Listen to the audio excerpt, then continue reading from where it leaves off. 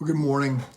It's been quite a week, and I am praying for you this morning, praying that in this world of pain and confusion and injustice and heartache, in this troubled time, I'm praying that you and that I would be people of hope and people of peace.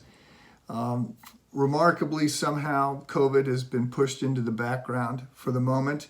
And I think that the virus of racism and all that's sort of surrounding this is actually a much bigger and longer term problem than the problem of the virus. But in the midst of this, we have a passage that seems a little ill-timed, but I believe there's a message for us from God. And it comes out of Philippians chapter 2. It's the next verse, 14 and 15. And it's a statement that says that if we are complaining, if we're whining, if we're grumbling at this time, that's because something is wrong with us, that we are not to be complainers. Now, I'm going to qualify this and note that we are invited, in fact, to lament and to cry out with broken hearts over pain and frustration. And additionally, that this is not a call to blind contentment with whatever's going on. But it's a challenging call all the same. Do all things without grumbling or disputing, that you may prove yourselves to be blameless and innocent children of God, above reproach in the midst of a crooked and perverse generation, among whom you appear as lights of the world. We are being called to be a source of light in the world. And that means to not be complainers. So the passage actually has two verbs that it highlights. We're not to be grumblers. The Greek word is gangusmos, and it's an onomatopoeia. It's sort of, gangusmos sort of sounds like grumbling and dissent and murmuring.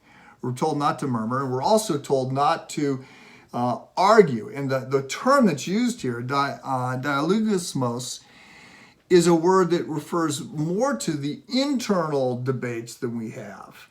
Where we're sort of going after somebody and we're winning those arguments because we're having them in our own mind.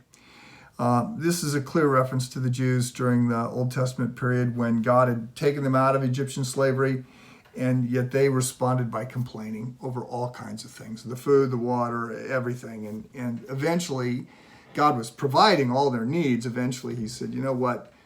Whiners are going to whine, and I'm not going to listen to it. And that whole generation will die out. Now, there's not enough time today to say what we're being called to. Let me tell you what we're not being called to. Not every critical, discouraging word is a complaint. Paul makes lots of critical observations about people and churches and other things. That's not being dismissed here. Furthermore, God invites the honest, heartfelt cries of a broken heart. The book of Psalms is full of those. And critiques that are directed at people who actually can do something about them are also not being dismissed here. There's a difference between advocating on behalf of others, advocating on behalf of broken systems and broken things, than there is of being a whiner. We're being told not to be whiners, not to be complainers, not to grumble. You are being called to be a source of light, to be a source of hope, to be a source in the midst of a broken world of peace and joy. That is a high calling. And part of it today means to not be a complainer. So there's my challenge for you today. Don't grumble. Be a source of hope. We'll talk tomorrow.